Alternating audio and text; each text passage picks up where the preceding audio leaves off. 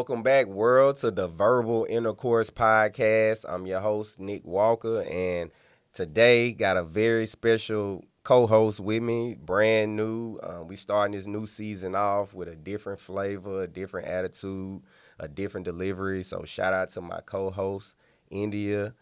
Tell them a little bit about yourself, Indeya. What's up, everybody? So I'm India. I am an English teacher turned mental health therapist. I also write. I have a book on Amazon. You can check that out. It's called Empty Space. And I also sing a little bit, and I consider myself a music guru. I think I'm just the best, right? With everything.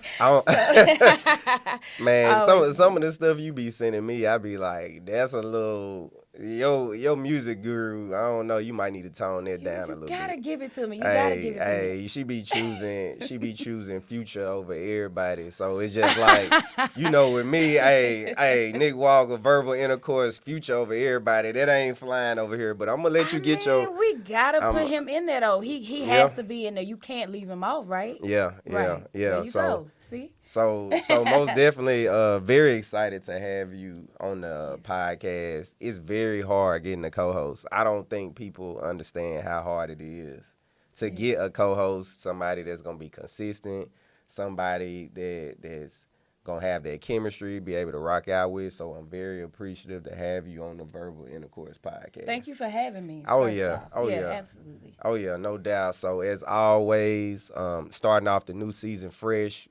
Always got to discuss the purpose. The reason we here is to discuss millennial opinions, debate millennial topics, current events, things we see on social media, shit for kicks and giggles, shit that's serious, shit that we need to be talking about as millennials. Because, some of us, we sit around on social media all day, waste our time, bullshit, juke and jive, but I really, want this season to show substance, but also be fun at the same time. And we're gonna bring the fun Yeah, and the yeah. substance. Yeah, sure. no doubt, no doubt. So we're gonna hop right on into it.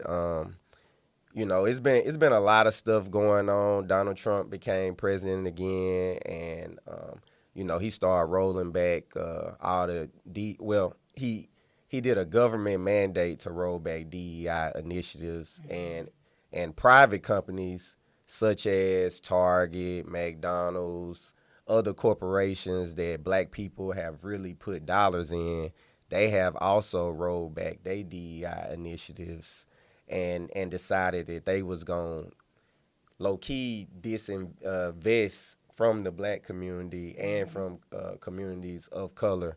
Talk to me a little bit about how you feel about that, because I personally think that Target, for one, I feel like we put so much money into Target, and I feel like when George Floyd died, they pushed out all this DEI stuff, and they was basically one of the corporations that we thought was for us.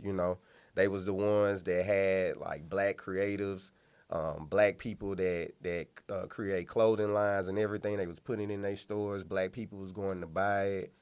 Black women on Facebook and other social media platforms, they got groups where they say, black women that love Target. Right. So talk to me a little bit about how you feel about the Target boycotts, because I know as a black woman, you probably love Target. I absolutely love Target, especially the lip bar for the lipstick. How can we leave that out? But it is a precarious situation to be in just because of what it is, and it's a big corporation. So it's one of those things where we need it, but then I understand the purpose to send out the message. So I do agree with the Target boycotts and any other businesses. Hopefully the message will be sent across, because there were great opportunities for us. Yeah. So I hope that the message is sent across as we can come together. I think it's like 111,000 people who did sign the petition to get on. Okay. To boycott. Okay. That was rallied by Pastor Bryant. And so once they do that, if people stick with it, if we can all band together, I think we can make this happen. I feel like on social media it was so many mixed reviews, because I feel like I think that was the final day of Black History Month, February 28th, where people was blacking out Target. They didn't. They told everybody don't shop at Target. And so going down just timeline in Jackson, Mississippi, and surrounding areas, whoever Facebook friends and Twitter friends, basically you got this half saying yeah, we down for a boycott, whatever. And This half saying, that shit is useless, and shop anyway. yeah, shop. Right. I'm going y'all gonna be right back the next day, And so the thing is, like, I do get what they saying. Absolutely. Like, when you think about legit boycotts that actual was the staple of the civil rights movement, like, boycotts last like a year. They're long. Like, they're long as hell. So they're not a day. boycotting one day, might not mean that much in the grand scheme of things, but it's the fact that, to me, how I looked at it was, if you boycott that one day, you can literally show them what it's like to not have the black dollar for one day. Absolutely. Because if you look at the stock market that day, Target shit dropped like $22. Like they lost. I think I read a stat where they said like they get 12 million black dollars a day at Target. So for one day, you took away a large amount of money. They lost billions in the stock market because we chose not to shop that day. Now the boycott has been extended to 40 days. Mm-hmm. And then basically that same guy that you said, he was basically saying, and we'll see after 40 days. Like, do they want to switch up? Mm-hmm. And I just think it's a great thing. During the civil rights movement, we didn't have social media. So I'm sure it was niggas saying, oh, them niggas stupid for boycotting the buses. I'm going to get on the bus. Mm-hmm. But, here we got social media. So you got half saying, yeah, them niggas stupid. And half saying, oh, y'all some Oreo cookies. Mm-hmm. y'all ain't, you know what I'm saying, boycotting. Right. I think it says a lot. It's a positive message, It's not looting or anything like that. It's really people trying to send a message to say, we have a voice. We need the support, don't take it away from us. We matter too. So I think it'll be fine in 40 days. Let's see what happens. Yeah. I mean, me personally, I could care less about Target. I don't shop at Target. You don't? Yeah. Not a Target shopper? Yeah. My wife, she probably was more hurt about it than me. But me personally, I really didn't give a damn. You know what I'm saying? I go to Walmart or something like that. Well, I think they added Walmart to the list too. But it's the thing, Walmart is low key on there. Walmart was like in and out. They was just like they hopped in. Yeah. They was like anti-DEI for like a week, and then they saw how that shit worked out for Target. They was like, nah, pivoted. Right, real quick. So shout out to Walmart for. You know who I'm glad is not on the list though? Who? Kroger. That's my everyday life. My daughter hates that I go to Kroger every day. Yeah. So I'm glad they not on the list because I don't know what I would. I can't go to Whole Foods. Whole Foods a little bit too high. But you know who surprised me? McDonald's was on the list. That surprised me. I was like, McDonald's of all places, like the black dollar has literally, black dollar, black culture, hip hop culture as a whole has literally put McDonald's on the map. Like we literally did that. Like currently right now, they have an Angel Reese burger combo. Like literally a black woman is the face of McDonald's right now. So I gotta say, I think I may have known that, but I gotta say, I'm one of those boycott McDonald's already. Yeah, I don't eat no McDonald's, but I'm just saying, not surprised though, all the way. I could feel, just based on a corporate. Yeah, based on a corporate look, Yeah. I feel it. So, we're gonna pivot a little bit. Drake and Kendrick Lamar.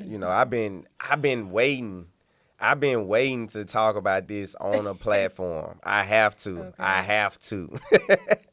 Of course, you Kendrick all the way. Hey, all the way. but I ain't even gonna bring up Kendrick for real. It's discussing this iHeartMedia and Drake settlement, which is funny because it's just like Drake put out these lawsuits, over a rap beef that it was what it was, the vast majority of people say you lost it. Mm-hmm. And so when that happens, you come out with lawsuits saying that Not Like Us got pushed by the same label, UMG, Universal Music Group. And then he blamed iHeartMedia from taking money from UMG to push Not Like Us. And when the lawsuit came and they didn't find shit, now they settled out of court to basically let it go. Right. And I just felt like that was like definitely a win for hip hop because it just let me know that every play that Not Like Us got and Kendrick Lamar music been getting is being strictly organic. Like, of course, you're gonna get a driving force from your label because that's what they for, right? Like they for promo, they for advertisement, stuff like that. But as far as like what the lawyers found, they had to settle. They had to settle. So how did you feel about, a rapper suing a company about, being called, I guess, like a pedophile or whatever on, you got called a pedophile. Basically, you didn't get called a pedophile at the Super Bowl, but basically, you did. And it reached a wider audience. Yeah, it did. It reached initially did. Even my mom was like, "Is Drake a pedophile?" And I just was like, "Nah, I don't think so." We don't know, but it's been said, right. Right. So it reached more ears. But this rap beefs have been age-old things. Yeah. You had Tupac when he jumped out with, first off, with Hit 'Em Up. Right. They took it with Bad Boy. He slayed the whole label. Right. He even brought Mobb Deep in on that. Right. He was Nas, Jay-Z. Yeah, everybody. Right, Then Nas came with Jay-Z. Right. Calling them out. Right. Who else we got in there? Shoot, so many. 50 with Cent. Calling out. How to Rob. Yeah, everything. So I think it's just one of those things where Drake could take his L and understand that this happens in music. Right. He still makes great music. Right. The artist's still there. That doesn't take away from that. But, take it on the chin a little bit. Take it on the chin. Yeah. But my thing with being called a pedophile. Well, my thing is like social media blew the situation up to where we just live in a different era of rap beef. Like if you could rewind time and go back to Nas and Jay-Z beef, if social media was around at that time, it would have been just as big and just as prolific simply because of the level of verbal assault on each side. Yeah, they speak some hateful things. Like pedophile is one thing, but Jay-Z literally smashed Nas' baby mama and then said he skeeted on his child's baby seat. Yes. Nobody said anything about a lawsuit. Everybody was just like, that's fair game. And so that's why I said it's fair game. That's the only reason. Yeah. That's my, what do you call it when you have cite your sources to support your claim? Right. That's supporting my claim. Exactly. That's supporting my claim. To me, when it comes down, and I'm a hip hop purist, people gotta understand that and respect it. It's just like if you watch, some people like watching rap battles, and rap battles are very popular right now. Those guys go over the line every goddamn time. Every time. It's literally what they do for a living. Like you said, verbal assassination. Yeah. It's like, a verbal assault at that point. And you know what I'm saying? I think what made it so big and what made it a lawsuit, I get cancel culture. But it's heavy now. But at the same time, nobody actually believed that Drake got little kids somewhere doing this. But when it's a part of a rap beef, the possibility that this might be true is a bar. This might be true. It's a video of you kissing a child. Oh, that might be true, even though it might not. It's a big percentage of it's not true.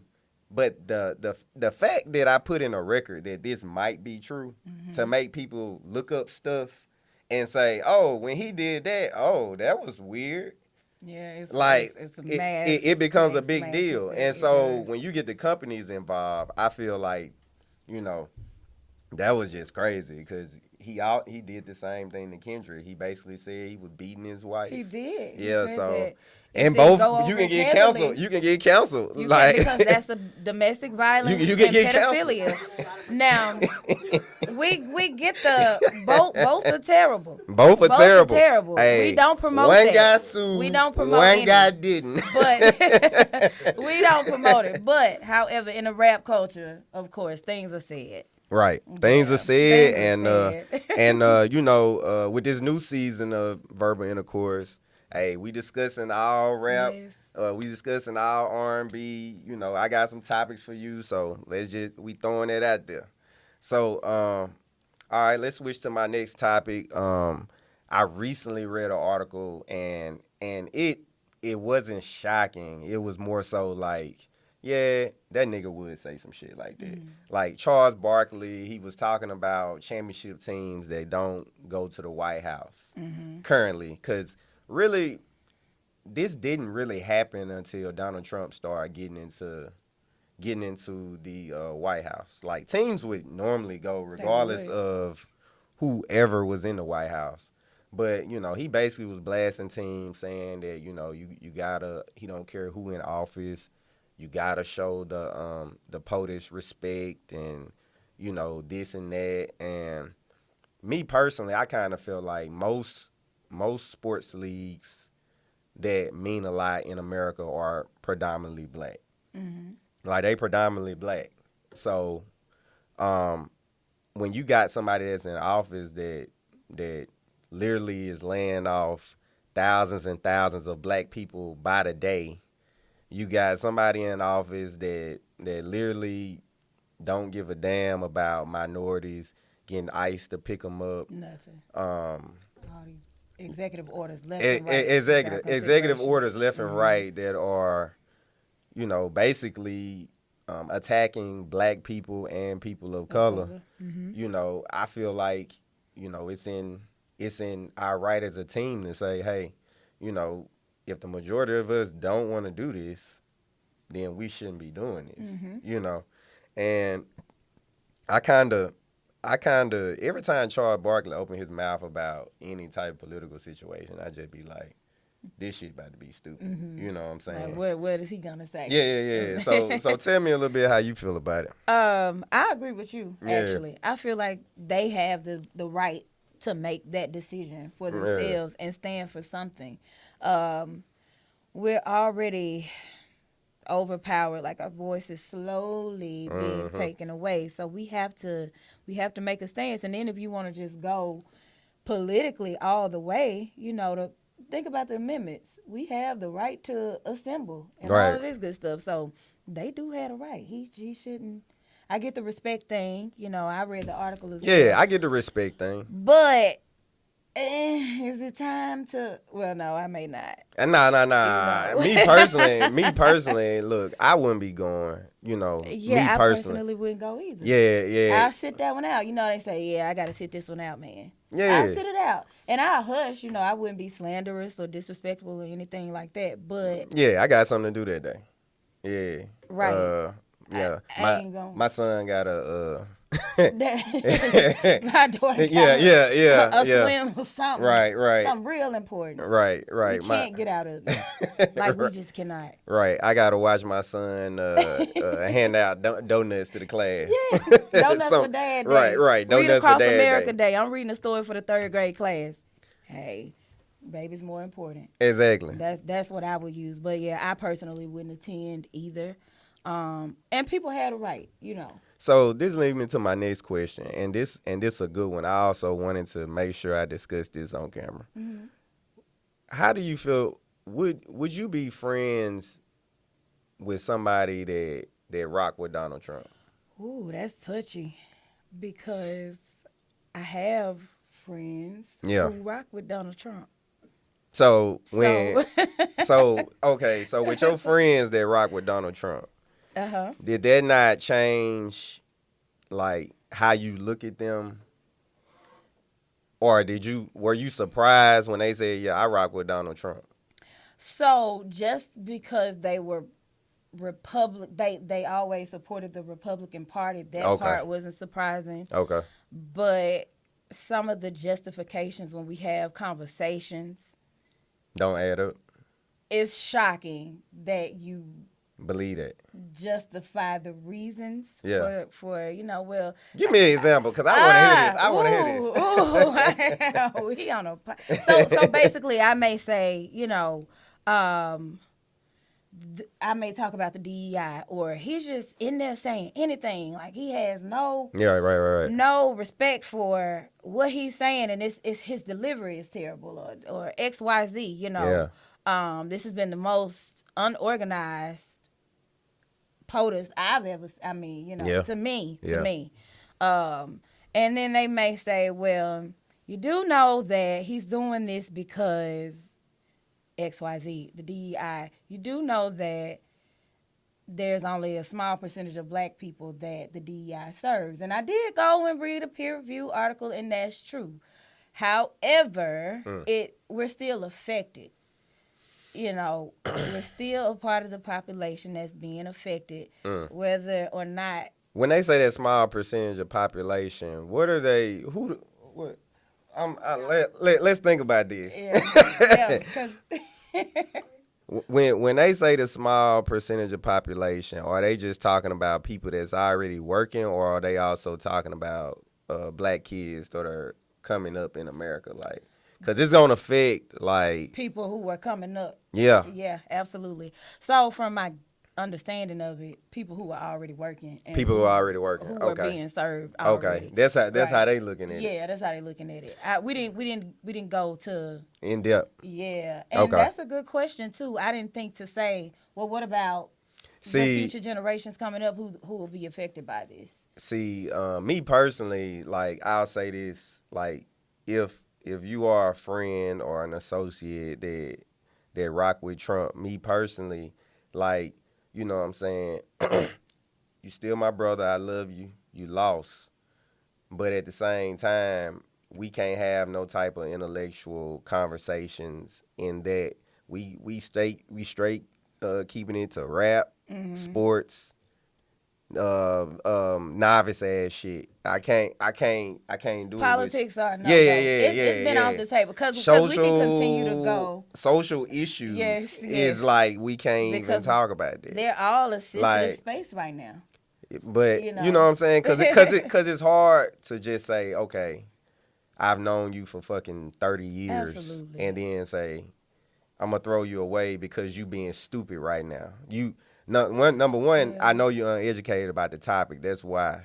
Number two, I'm gonna try to educate you, but once I try that one time, I can't do that shit no more. Mm-hmm. And then number three, I understand that like algorithms. I understand how that shit works. Some people are literally on TikTok, YouTube, getting information that's misinformation. Now, to the point that you said, the DEI and how they are basically going after a smaller percentage, I take a look at it as if like, okay, I'm a physical therapist. Right. So when I went to PT school, I went to UMMC. People that don't know, that's Ole Miss. So 50 students, 7 black students. The class under us, 50 students, 6 black students. The class under them, 50 students, 1 black student. They meeting a quota. They're meeting a quota. That is DEI. Think about all these black people going around. We need black doctors. We need black lawyers. We need black this. We need black that. DEI is how the hell you got them. That's how we got it. That's the very few that you got. Right, because you have to. And regardless of whatever them niggas feel, they got there because of legislation. like that 3.8. That 3.8, that whatever, that GRE score, that MCAT score, that LSAT score, cool. you did what you was supposed to do, but guess what? You got there because of legislation. Because if it wasn't for legislation, they still would have declined that shit. And they had so now without that, we don't have that protection. Right. You don't have that protection. How are you out here just floating? And how, you know. But it's the thing. I think I actually was looking at Don Lemon talk to Elon Musk about this. Talking about how, you know, well, you just supposed to get there on merit. Well, shit, niggas been did a lot. We do a lot. We do a lot. like niggas been did a lot, Yeah. but the thing is, it's like merit, I'm worried about that because they could see a black name on the paper and say No. And if they gonna do everything by merit, they need to take race off the application completely, and just go by name, the credentials, and right. what you have to contribute to whatever you're trying to do. Exactly. But just going back to the friendships, I agree wholeheartedly with you. We still friends. I still love you. Yeah. You know what I'm saying? We just can't have that political conversation. We just got to pump the brakes. We can't have a lot of conversations. Political, like, we definitely can't have political, but we can't have nothing. I feel like our conversation cannot have no socially consciousness, nothing. I don't want to talk about history. I don't want to talk about politics. Keep it to LeBron scored 40 last night. That shit was crazy, right? Like, that's all I want to talk about. Like, because if you get into that, you do get into. Then it loops back around. It's gonna loop back around to what's happening now. Right, and it's a lot happening now. Yeah. Every time you open up the news, there's another executive order. He did cancel. They stopped the federal funding and all of that. That was able to continue. And then you have the Department of Education. They put a pause on that as well. Yeah, because he was just doing stuff. Because he just doing shit and he don't know what the hell the plan is after he do the shit. Yeah, you can say that you're trying to weed out misspending or things of that nature, but what's the plan? Right. So. So that is what it is, man. So I also was reading an article this week, and this was pretty interesting. It was about it was actually in the Time magazine. A sex health therapist, she wrote the article, and she was talking about the trend of living apart while married, which I thought it was pretty cool. Not that I would do it or whatever. Right. I thought it was pretty cool because I was reading the pros to it via the article, and you know, it was different things that I hadn't thought about. Like when you start living with somebody, it comes with like a different level of commitment that people really have to get used to. And sometimes if you don't get used to it quick, I feel like you could never get used to it. Like she was talking about the pros of even sex life. She was talking about the financial pros to where both parties in the relationship can maintain financial independence. Me personally, I would think it would be more beneficial for a couple to live together. But as also, far as the finances go. But you know, I feel like people, if they don't have the same goals on how they want to live, it might be beneficial for them to live apart. Because some you know, people are very like minimalist. You know what I'm saying? And some want to live, you know, an uptown, bougie, sophisticated life. They might love each other. You know, they might have. But they just don't align in that. Right. Align in that. Because I was I think her name is Cheryl Lee Ralph. She was talking about. She lives apart from her husband. They live on different coasts, right? Am I not mistaken? Right. Yeah. Now that I don't. You couldn't do that. That's a bit much. However, I do.